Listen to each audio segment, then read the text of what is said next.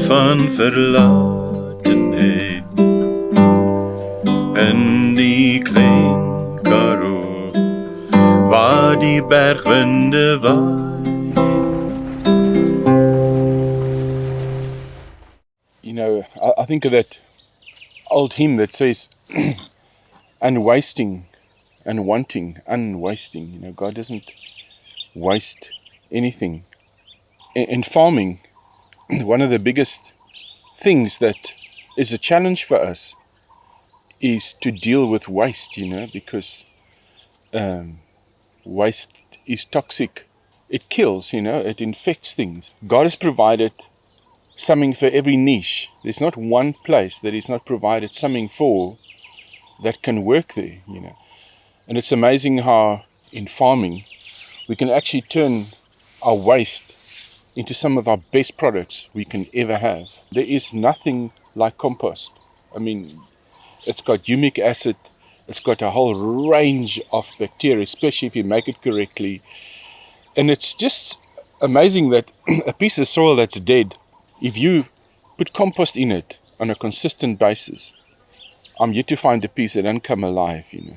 It doesn't start becoming productive and more productive than any other piece, you know. So that's amazing. Paul says it's God who commanded light to shine out of darkness, who shone in our hearts. Now it's not saying God who commanded light to shine into darkness, because if it shines into darkness, it's like something from the outside coming into that dark area, into that toxic area. But it's God who commanded light to shine out of darkness. So that speaks of redemption, that God alone can take that waste place of your life and actually make out of that waste place something totally positive, like light, to come out of it. And that speaks of redemption. He turns our mistakes into a mission. He turns our failures into a future. I mean, we've heard some of these things. But nature also reflects that, you know. Every year in autumn, you know, the trees, they prepare for winter, and they take all the chlorophyll out of the leaves. They start to getting ready for winter. They take all the nutrients down into their root system. They get these beautiful autumn colors, shades of red, you know. And the leaves fall down, and the leaves falling down, it is like a mineral deposit on top of the soil, because trees are deep-rooted. They bring the minerals up. It goes into the leaves. So here we have kind of a picture, you say, of redemption, you know. The autumn colors is the autumn of our lives, you know. When we get exposed, you know, when all our lovely coverings fall off and they fall onto the ground.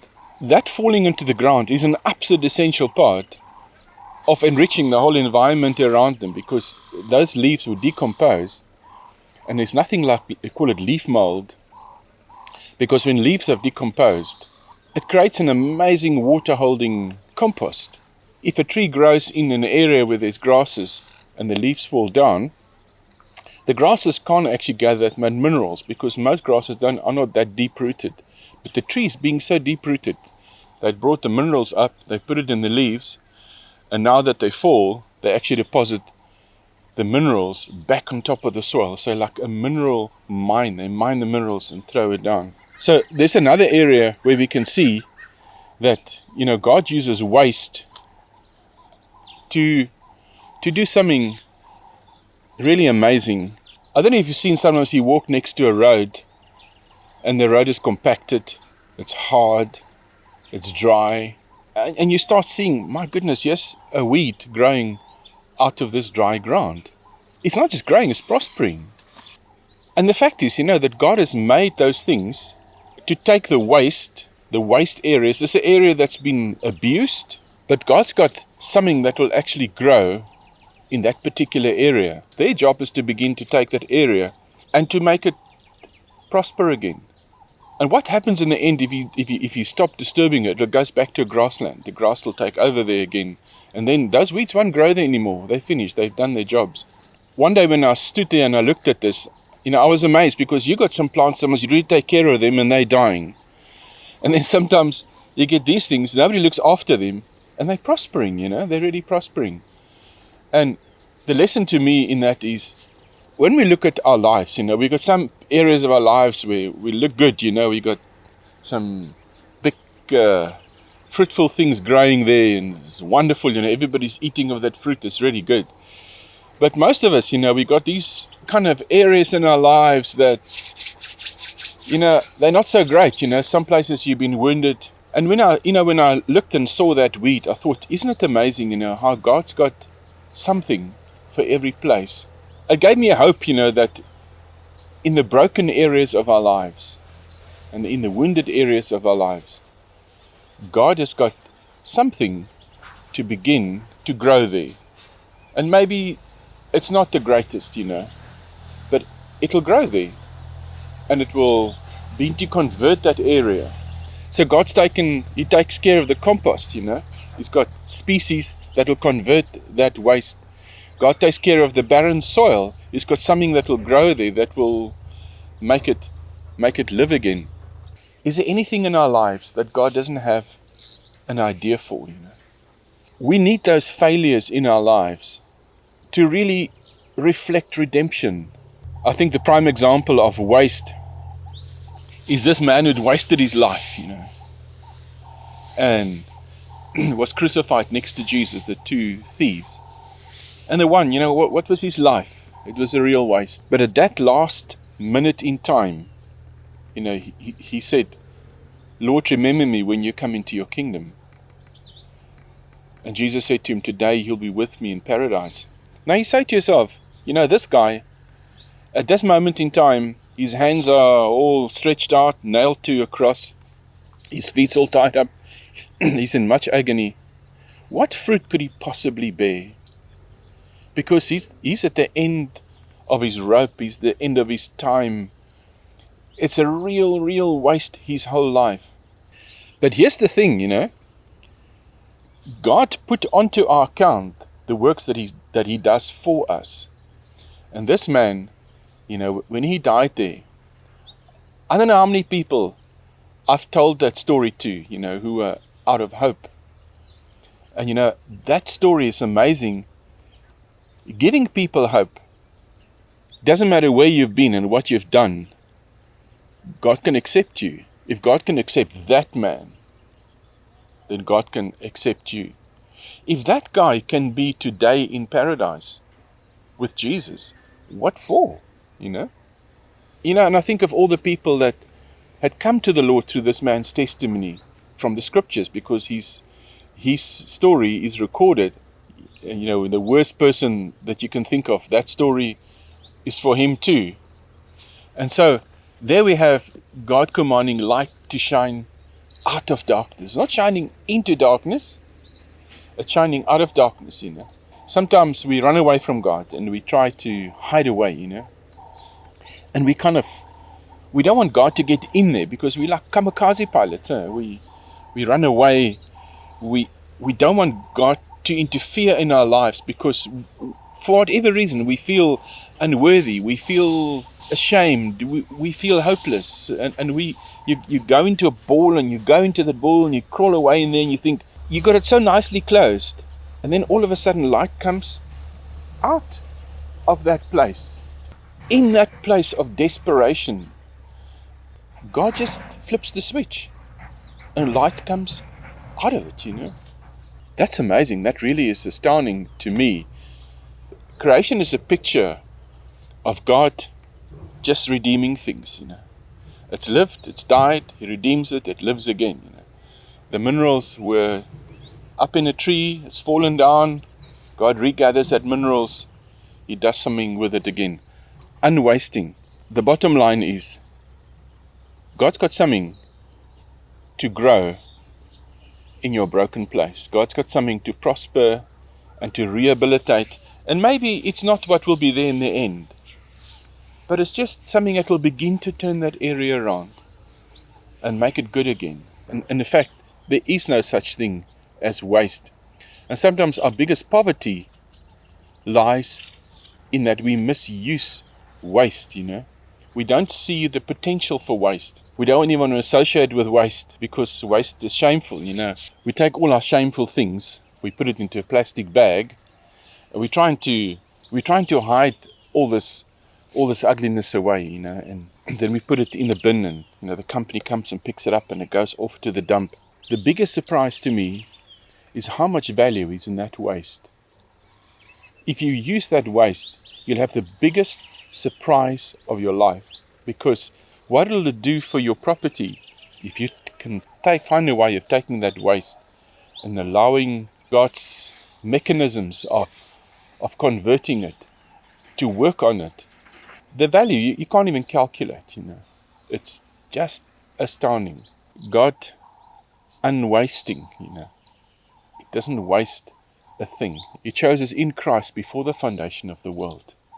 And God sent Jesus into the world. It says he's like a lamb slain from the foundation of the earth. God had a plan before the time.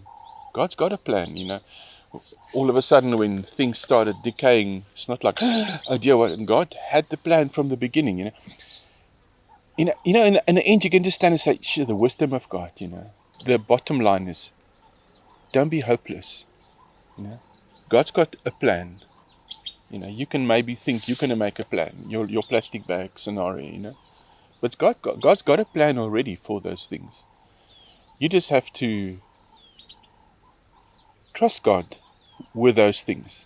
Nature clearly teaches you that God's got a plan. Jesus often said, the birds of the air, you're worth more than many sparrows, or the grass that is here today, tomorrow is thrown into the fire. If God takes such care of all these things, how much more will he take care of you? I think of the story when somebody comes to David, when Absalom is banished, and it says God devises means so that his banished ones are not put away from him. So God makes a plan. God devises means. There's a means for every single thing under the sun.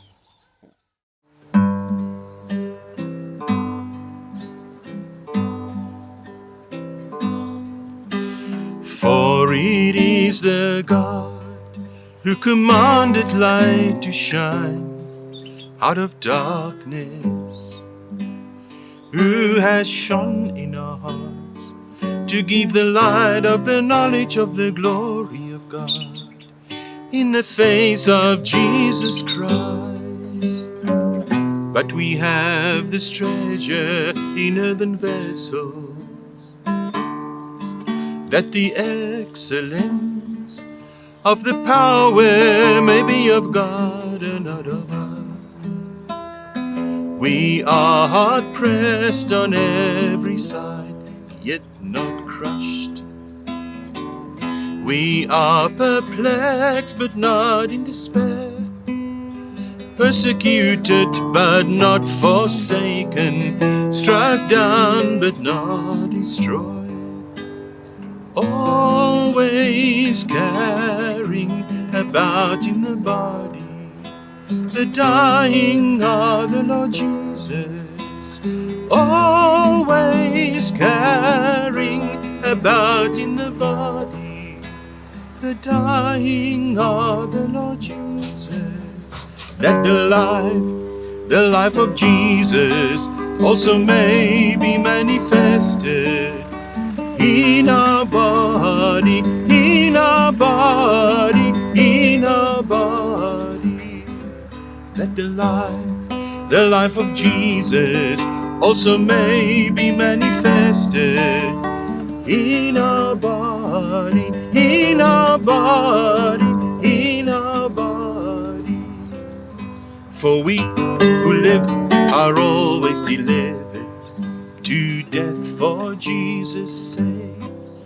For we who live are always delivered to death for Jesus' sake. That the life of Jesus also may be manifested in our mortal flesh, in our mortal flesh, in our mortal flesh. That the life of Jesus also may be manifested in our mortal flesh, in our mortal flesh, in our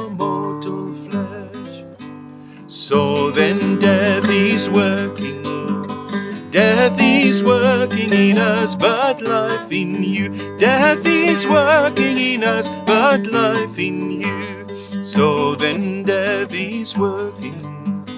Death is working in us, but life in you. Death is working in us, but life in you. Death is working in us, but life in you.